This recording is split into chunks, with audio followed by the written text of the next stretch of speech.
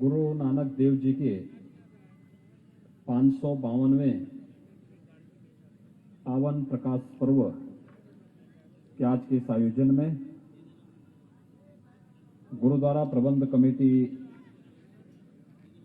के प्रधान सरदार राजेंद्र सिंह बग्गा जी,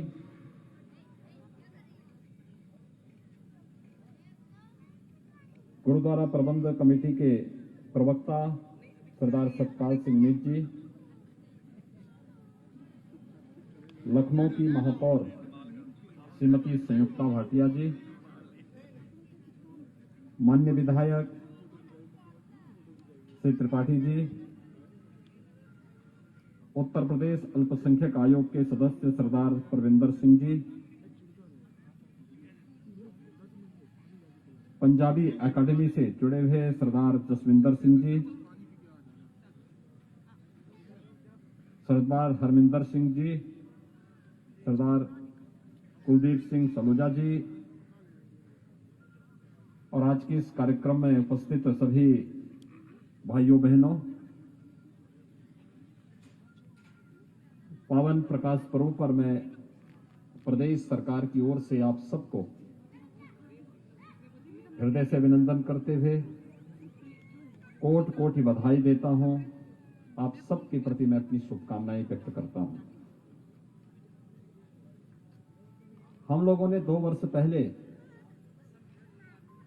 जगत गुरु के रूप में विख्यात गुरु नानक देव जी के 550वें प्रकाश पर्व को बड़े हर्षोल्लास के साथ मनाया था और आज 552वें प्रकाश पर्व पर फिर एक बार हम लोगों को गुरु कृपा से यहां पर एकत्र होने का सौभाग्य प्राप्त हो रहा है। हम सब जानते हैं गुरु नानक देव जी अपनी साधना और अपनी सिद्धि से भक्ति की पराकाष्ठा पर पहुंचे हुए थे। सिख परंपरा के भक्ति से प्रारंभ यह ज्योतिपुंज अंततः गुरु गोविंद सिंह जी महाराज में शक्ति के तेज पुंज के रूप में भारत के उद्धारक के रूप में सदैव स्मरण किए जाते हैं। सिख गुरुओं की परंपरा और अलग अलग कालखंड में सिखों से जुड़े हुए, इस परंपरा से जुड़े हुए, चाहे वह गुरु गोविंद सिंह जी महाराज के साहबजादे रहे हों, चाहे वह सिख राजाओं का इतिहास हो, सिख क्रांतिकारियों का इतिहास हो, इसके बगैर भारत का इतिहास ही अधूरा है। इसलिए यह पर्व केवल और केवल हम सिख समुदाय तक सीमित न रख करके संपूर्ण भारत के पर्व के रूप में इस प्रकार के आयोजनों को हमें मनाना चाहिए।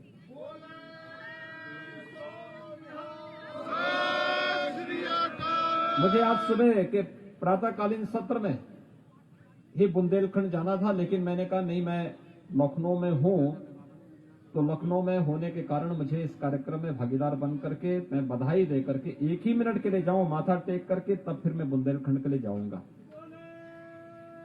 भाइयों बहनों, हम सब जानते हैं गुरु नानक देव जी कितने पहुंचे हुए सिद्ध योगी थे, सिद्ध संत थे। आप इसी से अनुमान कर सकते हैं पूरे भारत का, और उस समय जो बृहत्तर भारत था वहां का उन्होंने पैदल ही सत्संग करते हुए, उपदेश देते हुए भ्रमण किया था। एक सामान्य व्यक्ति ऐसा नहीं कर सकता। वे असाधारण प्रतिभा के थे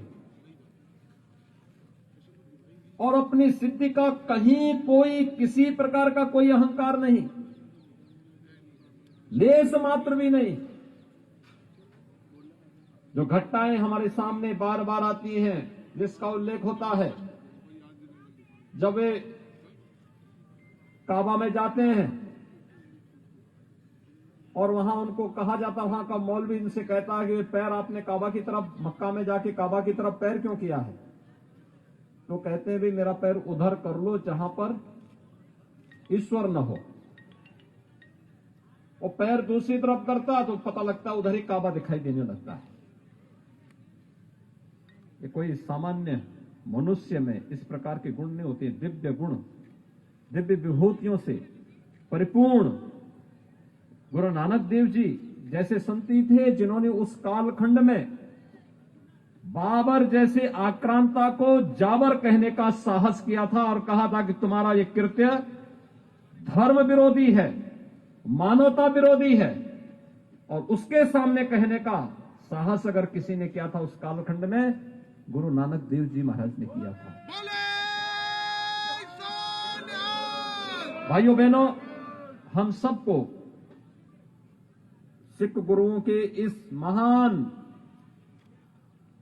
तप, साधना, उनकी सिद्धि और उनके जो चमत्कार थे, इन सब के साथ साथ देश धर्म के लिए किए गए उनके योगदान को हमेशा स्मरण करके हुए सदैव उसकी से प्रेरणा प्राप्त करनी चाहिए, क्योंकि उनकी प्रेरणा ही हमें आगे बढ़ने के लिए निरंतर प्रेरित करेगी।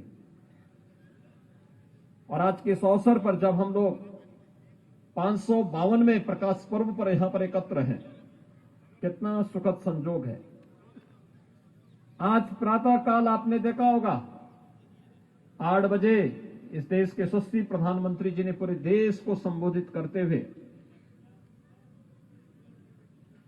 उन 3 कृषि कानूनों को वापस लेने की घोषणा की, जिसको लेकर के कतिपय किसान संगठन विरोध कर रहे थे।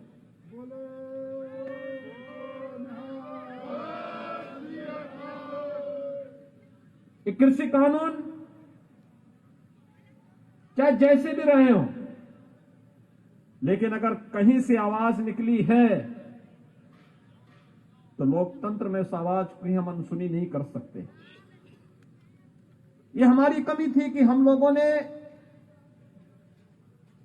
सही चीज समय पर उन लोगों तक पहुंचाने में कोताही बरती होगी।